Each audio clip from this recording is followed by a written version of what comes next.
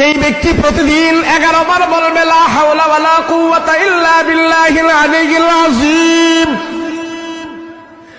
আস্তাগফিরুল্লাহাল্লাযী লা ইলাহা ইল্লা হুয়াল হাইয়ুল কাইয়্যুম ওয়া আতুবু ইলাইহি লা হাওলা ওয়ালা কুওয়াতা ইল্লা বিল্লাহিল আলিয়্যিল আযীম। রাসূল সাল্লাল্লাহু আলাইহি ওয়াসাল্লাম বলেন, আমার উম্মতেরা প্রতিদিন যদি কেউ 11 বার এই আমলটা করে, সকালে বিকালে যদি কেউ এই আমলটা করে, আল্লাহ পাক তার জীবনে কোনো অভাব দিবে না, অভাব দিবে না।